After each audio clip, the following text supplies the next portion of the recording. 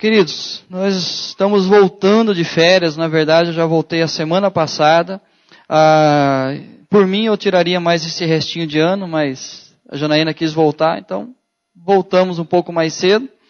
Mas férias, um dia alguém falou para mim assim, na verdade várias pessoas falam isso para mim, mas um dia alguém mais especial chegou e falou assim, mas pastor tira férias? Que é isso? Deus não tira férias, pastor tira férias? E aí eu ouvi de um pastor algo interessante, que pastor não tira férias, pastor regenera.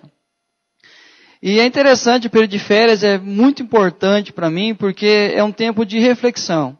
Eu sempre falo assim, que o momento mais importante das minhas férias são as 7 horas da manhã. Que nas férias, durante toda ela, eu saio caminhar às 7 horas da manhã, principalmente quando tem um mar do meu lado, que fica mais prazerosa a caminhada. Mas é um tempo que eu vou refletir sobre a vida. É um tempo que eu vou definir algumas metas ao longo do ano, aquilo que aconteceu no ano anterior, aquilo que precisa ser mudado no próximo ano. E em cada férias, Deus me dá o privilégio de ter algumas experiências, de passar por alguns lugares, por algumas igrejas, conhecer algumas pessoas e principalmente rever alguns amigos. E essas férias não foi diferente. Em vários lugares que eu passei, eu pude ter várias experiências diferentes.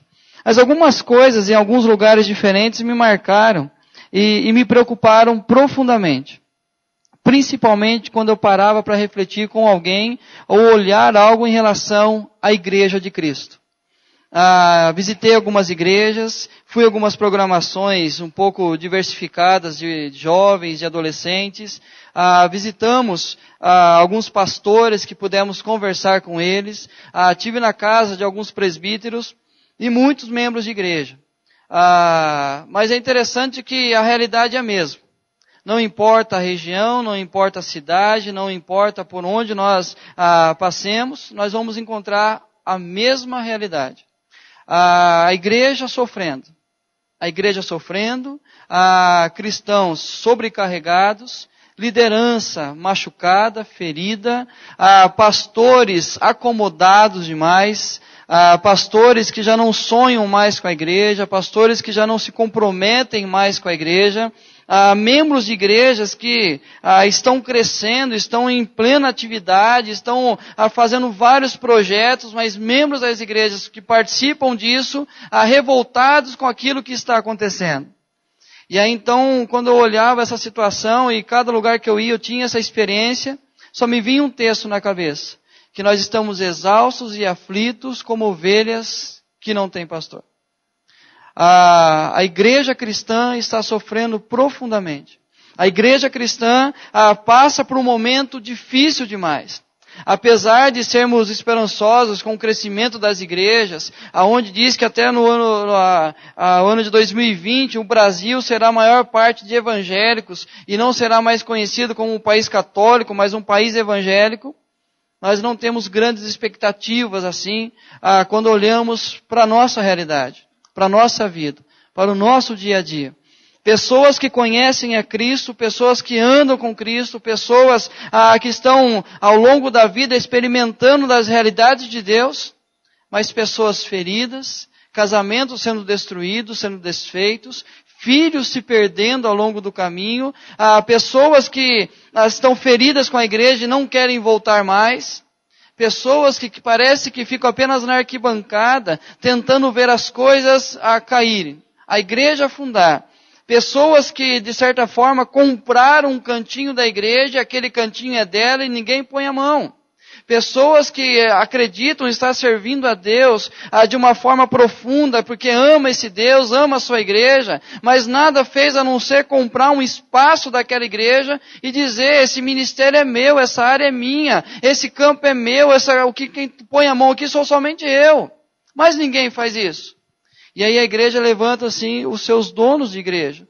Pessoas que olham e ninguém mais pode fazer o que ela faz. E queridos, consequência disso é que, como eu disse no início, feridas têm acontecido. Pessoas estão frustradas ao longo do caminho.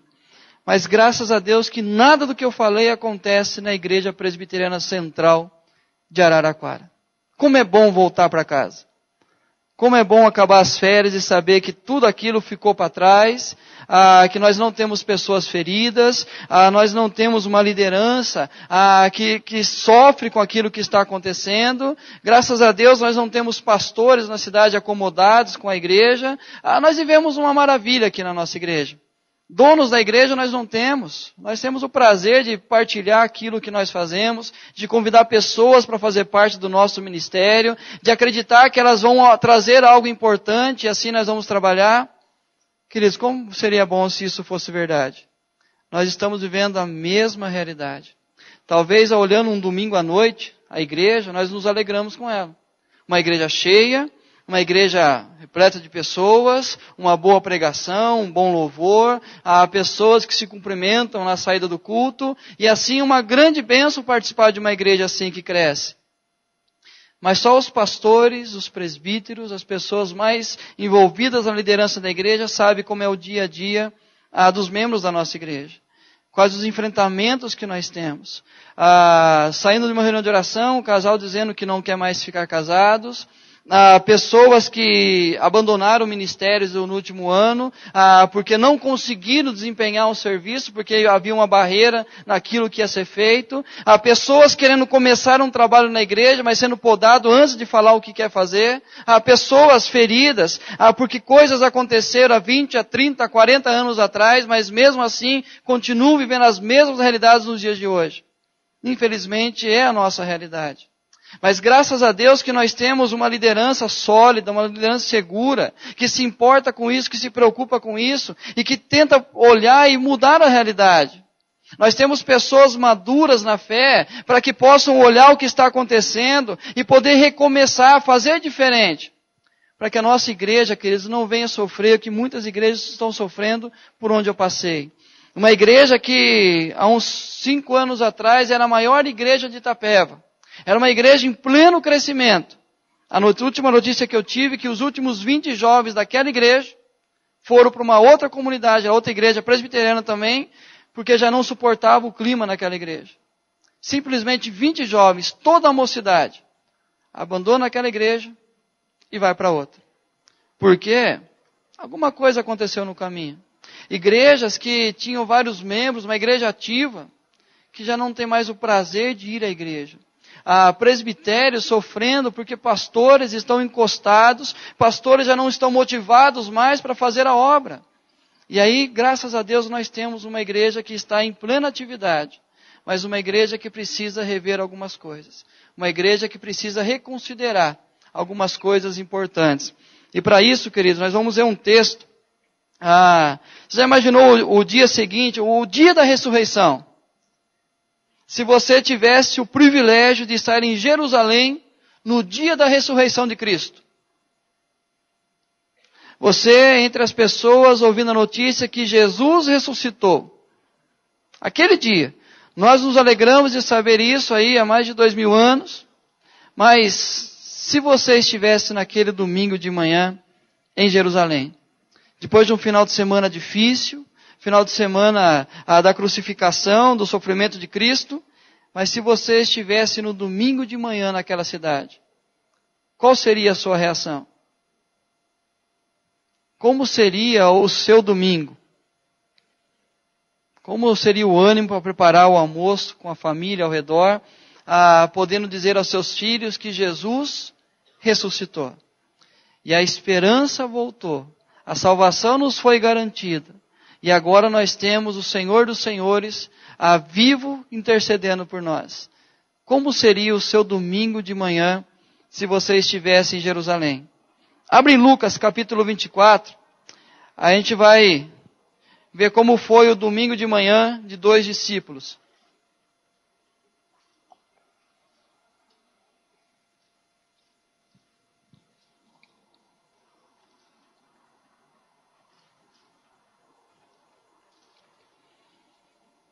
O texto de Lucas 24, do 1 ao 12, fala exatamente da ressurreição de Cristo. Versículo 6 diz assim: Ele não está aqui, mas ressuscitou. Isso é o que diz o versículo 6 do capítulo 24. Mas o versículo 13 começa a narrar a história de 2 discípulos. naquele mesmo dia, no mesmo domingo da ressurreição, 2 deles estavam de caminho para uma aldeia chamada Emaús, distante de Jerusalém 60 estádios, aproximadamente 11 quilômetros. E iam conversando a respeito de todas as coisas sucedidas. Todas as coisas que aconteceu naquele final de semana. Aconteceu que enquanto conversavam e discutiam, o próprio Jesus, ressurreto, se aproximou e ia com eles. Queridos, olha a cena que nós estamos lendo. Domingo pela manhã, Jesus ressuscita. 2 homens, 2 discípulos, 2 pessoas estavam naquele lugar. E eles estavam voltando para casa. Ao longo do caminho, discutindo o que havia acontecido. Enquanto eles percorriam aquele caminho, o próprio Jesus ressurreto se aproxima deles. Aconteceu que enquanto conversavam e discutiam, o próprio Jesus se aproximou. Os seus olhos, porém, estavam como que impedidos de o reconhecer. Então lhes perguntou Jesus: que é isso que vos preocupa? E de que ides tratando à medida que caminhais? Eles pararam entristecidos. A pergunta que Jesus faz a eles descreve qual era o conteúdo da conversa deles quando eles voltavam para casa após um final de semana em Jerusalém. Uma semana celebrando, uma semana participando de festas, uma semana participando de celebrações religiosas, e aí de repente acontece a crucificação de Cristo. Todos sabiam que havia um Messias, que havia um Cristo, que fazia milagres, prodígios e sinais, subiu com uma expectativa diferente desse homem agora tomar o poder nas mãos, poder agora governar sobre todos os povos, e fazer com que aquele seu povo governasse junto com ele. Então era uma subida diferente. A expectativa de chegar em Jerusalém era diferente, porque eles subiam para um lugar onde eles iriam encontrar o famoso Jesus, aquele que fazia sinais e prodígios, aquele que tinha uma palavra de consolo, uma palavra de conforto, aquele que fazia milagres. Eles subiam cheios de expectativas. E parece que é o sentimento que nós, quando saímos de casa para vir para a igreja, parece que é o sentimento que nós temos no coração quando entendemos que Jesus ressuscitou e agora eu posso no domingo pela manhã, no domingo pela noite ir à casa de Deus para buscar a presença do Senhor, para ouvir a sua palavra. Mas parece que não é o mesmo ânimo que voltamos para casa. É um ensaio de coral, é um ensaio do ministério específico, é uma reunião de determinado ministério. Basta para que o meu coração volte entristecido para casa. Basta para que eu possa voltar para casa cheio de dúvidas e medos. E esses aqui iam comentando o que havia acontecido. Jesus, aquele que nós esperávamos, queria redimir a Israel, aquele que nos daria o poder. Aí o texto continua. Porém, chamado Cleopas, respondeu dizendo: és o único, porventura, que, tendo estado em Jerusalém, ignora as ocorrências desses últimos dias? Esse é o único que foi crucificado. Esse é o único que passou, viveu tudo aquilo que aconteceu naquele final de semana. E a palavra do discípulo é o único que ignora tudo o que aconteceu. Aí o texto continua. Ele lhes perguntou: quais? Explicaram. O que aconteceu a Jesus, o Nazareno, que era varão profeta, poderoso em obras e palavras, diante de Deus e de todo o povo. E como os principais sacerdotes e as nossas autoridades o entregaram para ser condenado à morte e o crucificaram. Ora, nós esperávamos que fosse ele quem havia de redimir a Israel. Mas depois de tudo isto, e já é este o 3º dia, desde que tais coisas sucederam. Olhando até aqui o texto, talvez nós damos um certo crédito àquilo que estava acontecendo. Nós até consideramos ao que estava no coração deles. Damos até uma certa razão pela murmuração ao longo do caminho, pela maneira que entristecidos eles olharam para Jesus e disseram: como que você ignora todas essas coisas? Até olhando aqui nós começamos a compreender o que estava acontecendo com eles. Mas quando você lê o versículo 22, você começa a tirar a razão da tristeza daquelas pessoas. É verdade também que algumas mulheres, das que conosco estavam, nos surpreenderam, tendo ido de madrugada ao túmulo, e não achando o corpo de Jesus, voltaram dizendo terem tido uma visão de anjos, os quais afirmam que ele vive. De fato, alguns dos nossos foram ao sepulcro e verificaram a exatidão do que disseram as mulheres, mas não o viram. Queridos, eles experimentaram um final de semana difícil demais. Mas mulheres que com eles estavam, pessoas próximas a eles, e também os discípulos, chegaram com a informação, pessoas de confiança. Ninguém anda com quem não confia, com quem não conhece. Pessoas que estavam no nosso convívio, pessoas que tinham as mesmas expectativas que nós, pessoas que caminharam muito mais tempo com ele do que nós. Foram ao túmulo e lá ele não estava. Um anjo disse que ele não havia ressuscitado. Alguns disseram que realmente foram lá e não o encontraram. Queridos, a notícia da ressurreição chegou até eles. E aí o coração permanece entristecido. O coração permanece amargurado. O caminho continua sendo um caminho de murmuração. E a palavra de Jesus. Então lhes disse Jesus, ó nécios e tardos de coração, para crer tudo que os profetas disseram. Porventura não convinha que o Cristo padecesse e entrasse na sua glória? E começando por Moisés, discorrendo por todos os profetas, expunha-lhes o que a seu respeito constava em todas as Escrituras. Jesus olha para aqueles homens, aqueles dois discípulos e fala, nécios e tardos de coração. Vocês não conhecem, vocês não ouviram dizer o que era a respeito do Messias, o que se falava acerca desse Jesus, o que era dito sobre ele, e começando em Moisés, passa por todos os profetas, ou seja, o que a lei e os profetas diziam a respeito de Jesus, e o que o próprio Cristo ensinou a eles. No Monte da Transfiguração, quando Jesus encontra com Moisés e Elias, ou seja, a lei e os profetas, e uma voz vem do céu e diz, a ele ouvi. Ou seja, o que a lei dizia, o que os profetas disseram, apontavam para Cristo Jesus. Então vocês precisam ouvir o que Cristo tem a dizer, porque ele é a própria lei, ele é a própria profecia. E aí então, entender o que Jesus falou. Mas aí eu pergunto para vocês, por que é tão difícil para nós compreendermos a situação desses discípulos, por que eles estavam entristecidos naquele dia, o que talvez, quando eu perguntei como seria a sua atitude, você iria responder, pastor, que manhã maravilhosa, que dia precioso, que momento inesquecível quando as mulheres chegaram até nós e nos disseram, ele ressuscitou, ele não está no túmulo. Porque é difícil entender o sentimento deles. Qual é o nome do segundo discípulo?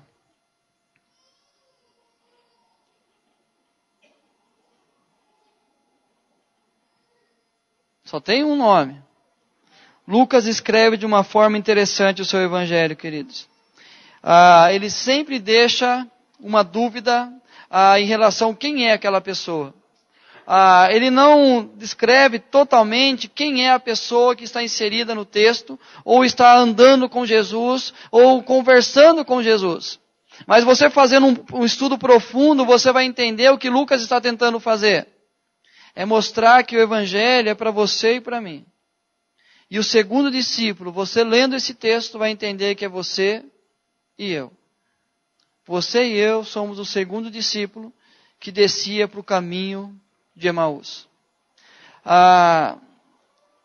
Vamos pensar no começo dessa viagem. Como é um começo de viagem? Você vai sair de férias. Como é o começo dessa viagem? Ou agora tem um acampamento. Vamos lembrar um pouquinho a nossa adolescência, a nossa mocidade. Quando chegava perto do acampamento. Como era a sua semana? O que vai ser? O que vai ter? Como que vai ser as programações? Quem é o preletor? Aí ia arrumar a mala, toda aquela empolgação de saber o que ia levar, o que ia usar, o que não ia usar. Obviamente levava mais do que ia usar. E aí aquela alegria de chegar até o acampamento. E toda a viagem é assim. Agora imagine uma viagem para Jerusalém nos dias de hoje. Você tem o privilégio de poder ir a Jerusalém. Aquela expectativa de chegar lá onde Cristo pisou. A poder olhar os lugares e entender que tudo é verdade. Agora imagina isso quando Jesus ainda estava morando neste mundo. Pessoas, multidões seguiam todos os lugares que Jesus chegava, a multidão já estava esperando a Jesus. E aí então, porque chegava, já tinha uma multidão, porque a notícia já havia se espalhado. As pessoas já ouviram dizer quem era esse Jesus.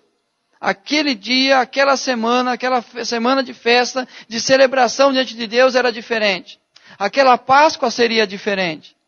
Porque nós tínhamos agora uma expectativa maior, uma esperança maior, porque Cristo estaria lá. E assim eles subiram para Jerusalém, cheios de expectativas, cheios de esperança no coração. Eu imagino a conversa deles indo a Jerusalém. Já imaginou a conversa deles? Como era? Quando chegar lá eu vou procurar esse Jesus. Eu quero tocar nesse Jesus. Eu quero conversar com as pessoas. Será que aquela mulher que foi curada de uma hemorragia vai estar lá com eles? Será que nós vamos poder conhecer pessoas que comeram da multiplicação dos pães e dos peixes para nos contar como foi aquele momento? E com aquela história que ele fez, entrou no templo, será que ele vai fazer de novo? De purificar o templo, derrubar tudo aquilo que era comércio dentro da igreja dele? Como será o olhar desse Jesus? Como serão as palavras dele? Como será o momento principal que ele vai tomar o poder nas mãos, vai se colocar em pé diante de toda Jerusalém e vai falar: agora eu sou o Rei dos Reis, o Senhor dos Senhores, vocês vão me servir. O que eles diziam ao longo do caminho para chegar em Jerusalém? Queridos, são as mesmas expectativas que nós temos, ou que nós tínhamos, quando nós conhecemos a Cristo Jesus. Quando nós tivemos uma experiência pessoal com Cristo. Uma motivação tremenda no coração, de querer ouvir o Evangelho, de querer ler a palavra, de querer orar, de querer estar na igreja, de querer se aproximar de pessoas que caminharam com Ele mais tempo do que nós. Lembra do momento que nós conhecemos a Cristo? Como havia um interesse nosso de conhecer da palavra, de meditar, de estudar, de participar das reuniões de oração da igreja. Essa semana foi uma semana de tristeza no meu coração, queridos. Uma semana de oração para orar pela igreja e pela família. Nós tínhamos aqui na segunda-feira uma média de 40 pessoas. Na terça-feira umas 35 pessoas. Na quarta-feira é culto, então todo mundo está acostumado, vem mais. Mas na quinta-feira e na sexta-feira, que era o Ministério de Famílias que ia tomar conta, orar por famílias da igreja, nós estávamos em 7 pessoas. E aí eu pergunto, cadê a alegria nossa do começo do conhecer a Cristo Jesus? O prazer que nós tínhamos de estar na igreja, não importava a hora, não importava o dia, nós queríamos conhecer de Jesus. Nós queríamos caminhar com Jesus. Eu lembro no meu primeiro acampamento que eu fui, um pastor contou a história de Jó, pregando, ele falou assim: alguém aqui conhece Jó? Aí os adolescentes, os jovens, um ou outro levantou a mão, e ele simplesmente citou Jó e passou para outra coisa. E aquilo começou a incomodar meu coração. Quem é esse Jó? Eu preciso conhecer esse Jó. Quando eu voltei do acampamento na quarta-feira, eu peguei num dia a minha Bíblia e li toda a história de Jó. Eu queria conhecer de quem ele estava falando. Eu queria saber quem era aquele homem que sofreu e que foi cuidado de uma maneira tremenda por Deus. E a partir dali fiz um propósito de ler toda a palavra de Deus. Conversão, o encontro com Jesus, as expectativas que nós criamos. Mas passa-se o tempo.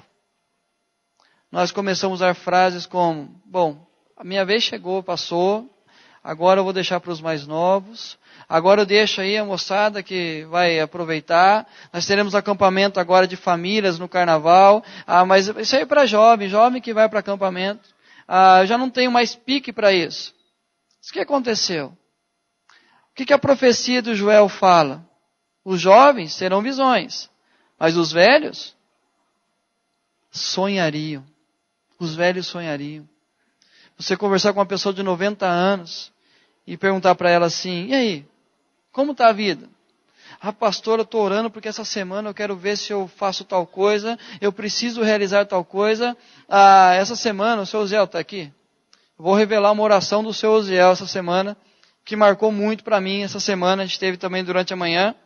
Ele falou, Senhor, que os restos dos dias que eu tenho neste mundo, Senhor de 80 anos, que eu possa servir ao Senhor em todo o tempo e ser usado pelo Senhor. Foi a oração que ele fez. 80 anos. Eu saí daqui pensando, Senhor, estou com 36. A minha expectativa de vida, se ele chega aos 120, é 40. Se eu chego aos 120, é quase 90. Ou seja, tudo que ele viveu até hoje, eu tenho daqui para frente para viver. Mas a oração é que eu possa ser usado pelo Senhor todos os dias da minha vida. No seminário nós tínhamos uma aula que falava sobre liderança cristã. E um professor que dava aula, ele tinha a média de uns 45 anos. O professor Ricardo Agreste. E um dia ele levantou um questionamento na nossa sala. Ele falou assim, irmãos, não seria eu o professor ideal de vocês. Não era para que eu estivesse dando aula para vocês aqui. Mas o professor de vocês teria que ter pelo menos 70 anos, 60 a 70 anos, ou se possível 80 anos para dar aula sobre liderança cristã para vocês. E não eu. Aí ele fez uma pergunta.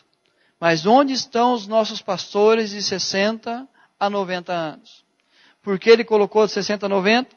Porque havia uma lacuna na igreja. Pastores de 55, 58, 60 e o reverendo Antônio Elias.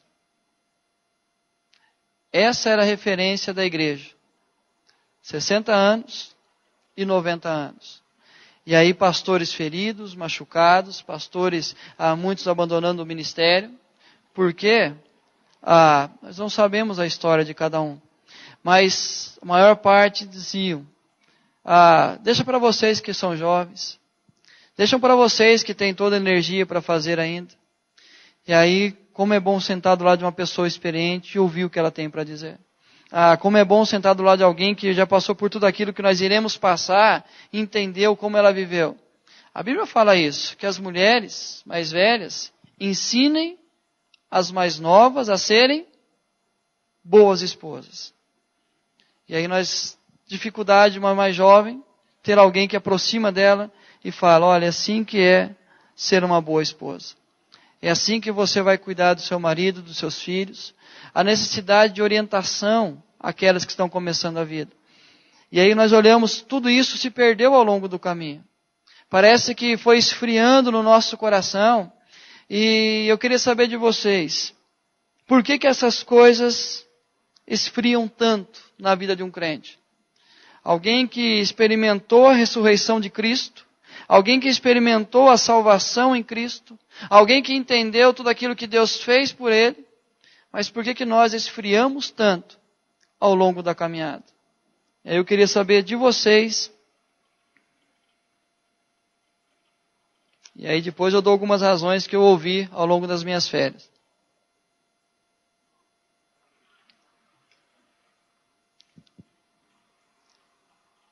E aí? Fala assim, um amigo meu, pastor, caminhava na igreja, de repente. Quais as razões que nós esfriamos tanto ao longo da caminhada? Como igreja de Cristo. Porque hoje a igreja que mais cresce, sabe qual que é? Os 100 igrejas. Você tem vários amigos que falam, não precisa da igreja para andar com Cristo. Não precisa ir na igreja para falar que eu tenho Deus na minha vida. Pessoas que foram líderes de ministérios há muitos anos. E hoje não querem estar na igreja. Por que isso acontece?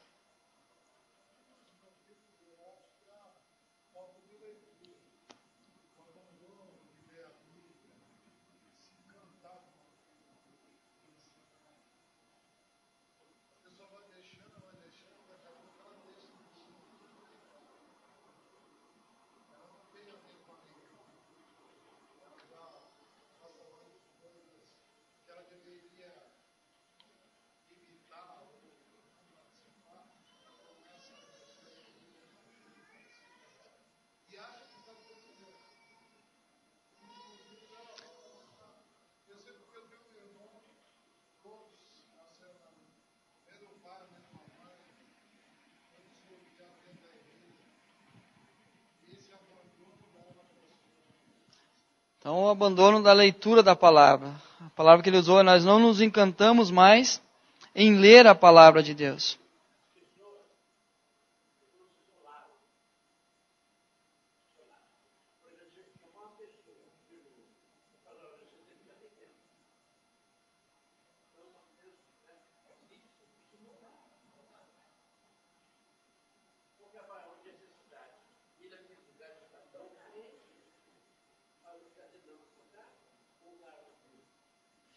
As pessoas se isolaram demais. Conversando com o seminarista Rodrigo, essa semana, eles tem um encontro de sexta-feira à noite nas casas, e para surpresa dele, na sexta-feira, que era o encerramento da novela, tinha mais de 20 pessoas no grupo deles. E aí eles saíram, a pessoa convidou os vizinhos, eles não foram, saiu, tinha uma pessoa de uma igreja pentecostal, do lado da casa, e muita gente lá. Aí ele falou assim, o pessoal aí veio, teve culto aí também? Não, o pessoal reuniu aqui em casa para terminar de assistir a novela. Aí o Rodrigo falou para mim assim, pastor, sou de um tempo que igreja pentecostal orava das 7 da manhã, virava madrugada. Encontrava esse irmão na rua e orava. Agora se reúnem para ver novela. Então, como os valores mudaram mesmo, essa questão de isolamento no sentido de se envolver umas com as outras para falar desse amor de Cristo.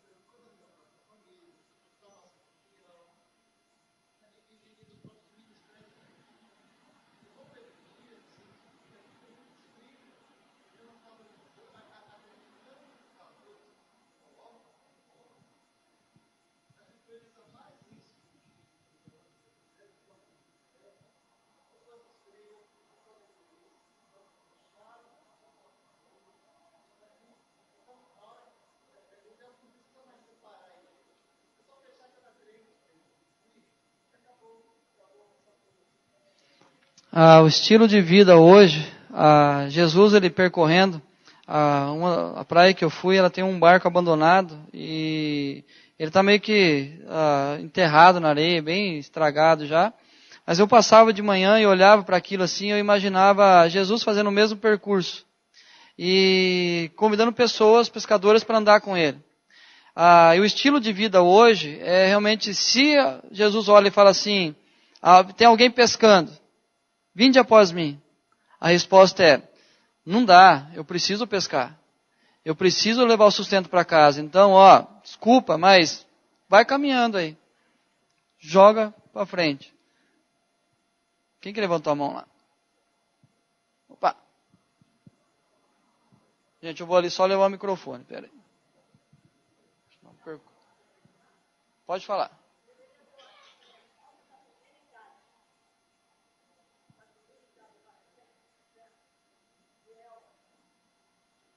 A falta da fidelidade, uma característica cristã que se perdeu ao longo do caminho. O que mais, gente?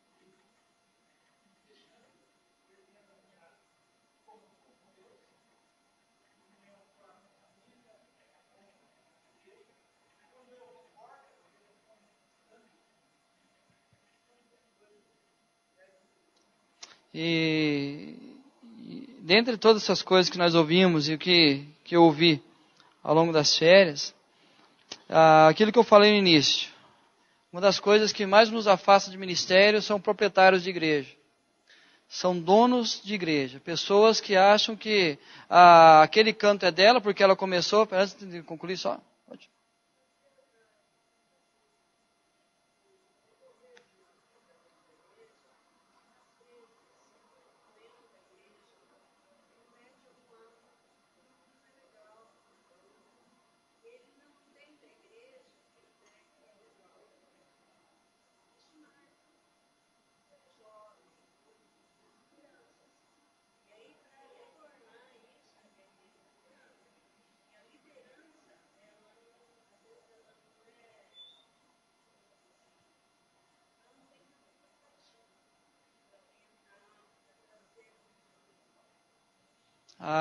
Quando a gente comete algum erro, algum pecado, alguma falha, e a igreja não nos acolhe, mas a igreja acaba nos expulsando. Uma vez nós fomos com adolescentes da Igreja Central de Itapeva para o Rio de Janeiro, e a escola dominical foi bem interessante. Tínhamos um psicólogo, um médico, um advogado, que era um juiz, e o pastor. Os 4 na frente, sentados, e o tema era aborto. Aborto. E cada um dando a sua visão. Psicologia falando qual que causa uma pessoa que assim faz, quanto à lei, quanto a que a Bíblia fala. E de repente, todo mundo falou, no meio da igreja levanta uma jovem, com uma criança de 3, 4 anos do lado dela. Eu quero falar. Leva o microfone e fala. É muito bonito o discurso dessa igreja, quando a gente ouve assim a importância e preocupação com isso. Mas se fosse pela atitude da igreja, alguns anos atrás eu teria cometido um aborto. Pela forma que me trataram, se depois de tudo, se eu tivesse antes saber o que aconteceria comigo na igreja, eu teria cometido o aborto. Então a gente vê a falta de amor da igreja, de compaixão. E essa semana, das reuniões de oração, eu li o texto na versão de Eugene Peterson, da Bíblia, a mensagem, a tradução dele. E o texto que Jesus fala que as pessoas estavam exaustas e aflitas como ovelhas que não têm pastor, fala assim, Jesus sentiu a dor do coração delas. E aí ele fala, levante trabalhadores que olhem para elas e cuide com carinho. Cuide com carinho. São ovelhas que precisam de um carinho especial. E é um dos grandes problemas que nós enfrentamos como igreja. O não tratar feridas, o não tratar pessoas machucadas. Mas aqui, como a gente falou, tudo isso foi que eu ouvi também. Mas uma das maiores lamentações era, como eu disse, donos de igreja. Pessoas que tomam parte de uma área da igreja e ninguém põe a mão. Ninguém faz diferente se não for do jeito de fulano de tal. Gente, eu quero só mudar essa cadeira aqui. Pastor não faz isso. Fala com fulano de tal para ver se há possibilidade de mudar essa cadeira de lugar. Pastorei uma igreja, queridos, que um dia eu só peguei uma mesa que tinha na lateral, como essa de que a gente põe e pus no centro. Só isso. Acabou o culto, 3 mulheres vieram. Pastor, o que aconteceu? Por que o senhor mudou a mesa? Mas é lá fica bonito, porque a gente põe um vaso maior, não sei o quê, que não pode pôr um arranjo maior. Tem que ficar naquele canto essa mesa. Falei, irmã, uma mesa. É uma mesa que eu posso pôr lá embaixo, posso pôr lá fora, em qualquer lugar, é uma mesa. Mas aí a gente percebe que, como a gente tenta trazer para si, e aí a gente usa o argumento, não, porque se eu não fizer, ninguém faz. Quer dizer, porque você não está deixando outra pessoa fazer, é por isso que está acontecendo. A liderança que não se compromete com a igreja. Queria ouvir cada coisa, e obviamente na questão pastoral, de pastores que acaba culto. Sabe o que o pastor, eu vi um pastor fazer, me falaram, fui no culto de jovens e vi ele fazer isso. No púlpito.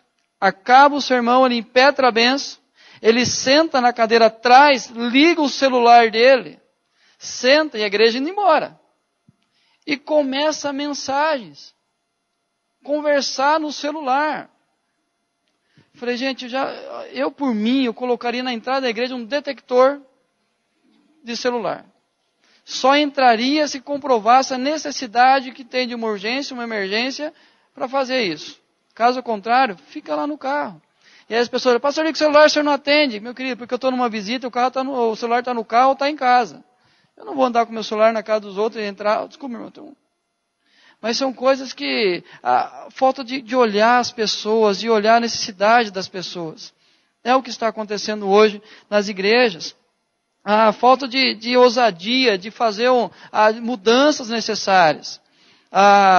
Nós ainda, queridos, eu tenho muita saudade de acampamentos, sim, que nós tínhamos debaixo de uma árvore, nós reuníamos alguns jovens, quem tocava violão, puxava, já ia um grupo atrás, sentava e orava e cantava, e aí nós fizemos mudanças que em um período foi necessária, mas já não são necessárias mais. Mas o que acontece é que nós tiramos, agora, isso não precisa, nós tiramos muitas coisas que são fundamentais na vida cristã. Uma delas é a simplicidade. Aqui, o Milton comentou isso, que nós somos consumistas demais. A igreja perdeu a sua simplicidade. As pessoas já não conseguem mais. É caro demais ser membro de igreja, irmãos. É caro demais. Você vai em alguns lugares, se você participar de todas as programações, você deixa de comer na casa. Porque é caro para ser membro de igreja. Não é verdade? Qualquer programação, R$150, R$300, você vai para tal coisa, é muito caro. E a gente tenta fazer o máximo possível. A gente vê aqui R$380 por pessoa. Você olha congresso de casais, R$1.300. E aí aonde vai ser? Lá no Espírito Santo, lá em Natal. Você vai gastar R$5.000 para ir lá passar um final de semana. E a gente começa a pensar, como nós nos tornamos caros demais como igreja. E é por isso que a gente fala assim, a gente precisa olhar para todo mundo, mas a gente sempre nivela lá em cima. Lá em cima. Eu sei que uns falam assim, o pastor Alexandre fala errado demais, o pastor Alexandre faz não sei o quê, pastor Alexandre... Queridos, eu não vou nivelar por cima. A gente precisa falar de uma forma que todo mundo entenda. A gente ouve pregação que fala... um pastor nosso lá, um professor de seminários, que recém-formado, estavam procurando igreja, um amigo dele foi pregar numa zona rural. Isso, o professor Adi Salum deve estar com 80 anos agora, isso há 60 anos atrás. E aí diz que ele preparou um sermão todo teológico e pregou para pastorear aquela igreja no próximo ano. Uma irmãzinha na porta chegou e falou assim, pastor, a despeito de tudo aquilo que o senhor falou, eu continuo crendo no Senhor Jesus. Não entendi nada do que o senhor falou, mas Jesus é o meu Salvador. E aí a gente começa, que lindo, que maravilhoso, a gente precisa, queridos, voltar à simplicidade do Evangelho. O Evangelho é simples demais. Se você olhar o contexto dos Evangelhos, você vai perceber a simplicidade do que Jesus caminhava. E eu não estou dizendo aqui arrogância. Não, a pessoa pode ter coisas mais caras e não tem porque quer ser simples. Você pode andar no carro mais caro e ser uma pessoa simples. Como você pode andar no carro mais barato. E aí vocês acham uma palavra para definir. Ser orgulhoso.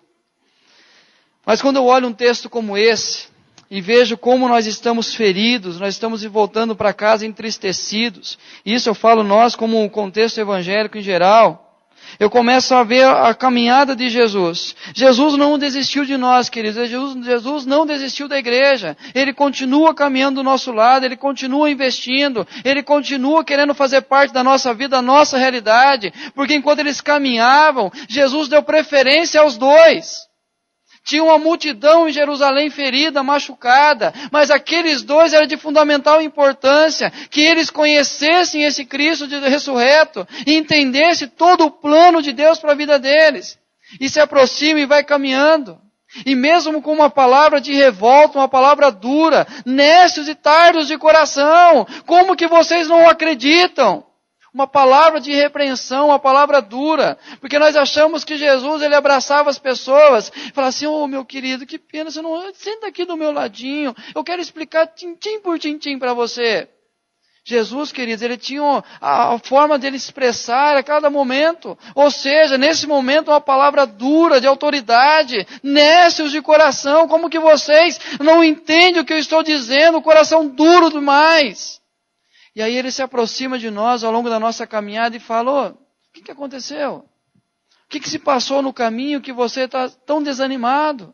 Está tão entristecido que não quer se envolver mais, não quer participar mais dos ministérios, não quer liderar outros ministérios, não quer começar algo novo. Por que você apenas se contenta em vir à igreja, sentar no banco e antes de acabar o pastor levanta a mão e vai pedir a bênção? Nós olhamos a mão, parece que é um tchau que está dando. Eu vou embora. Porque se ele terminar a oração, o pessoal levanta, vai me cumprimentar, vai falar comigo. E olha, eu sei o que eu já passei nessa vida, nessa igreja. Queridos, aí quando a gente olha a continuidade desse texto, lá no final, diz assim,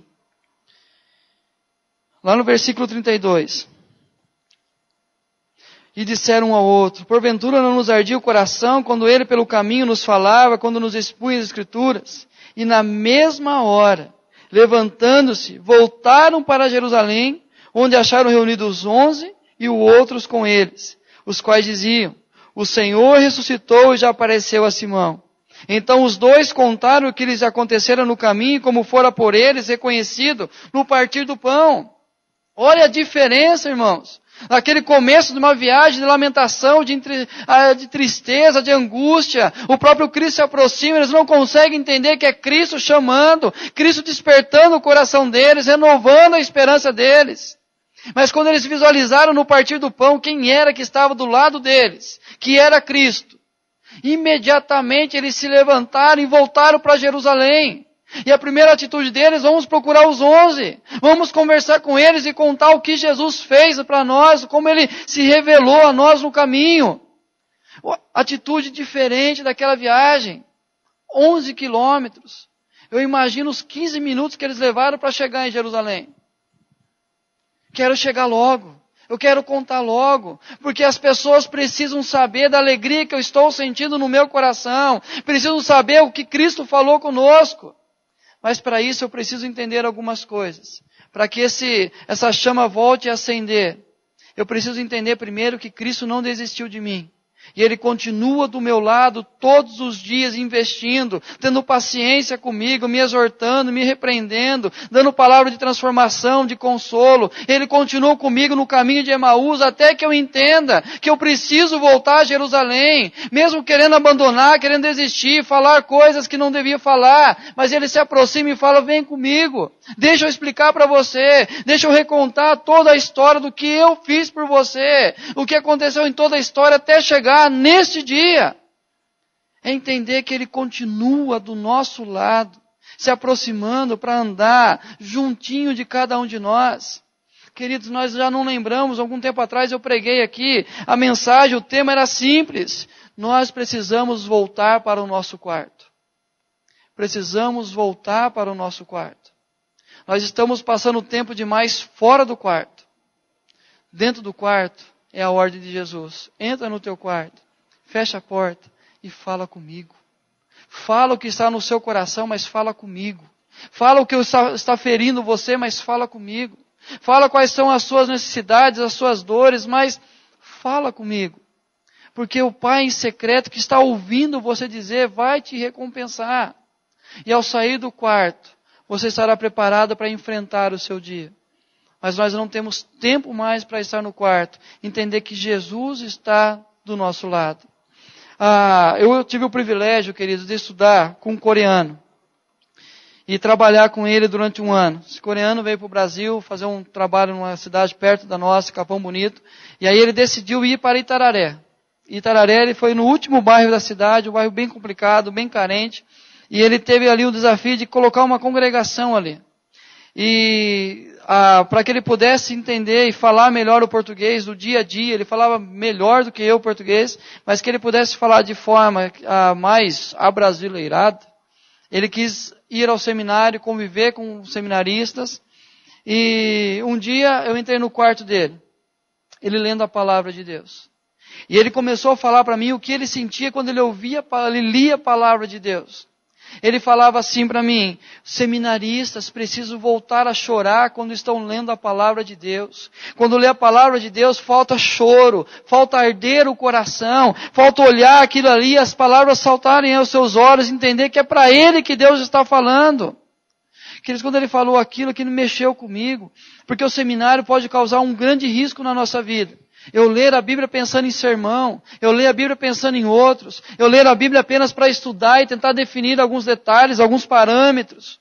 Mas quando ele falou, falta arder o coração, quando eu ouço o que Deus está falando comigo, o que Deus está falando com a minha vida.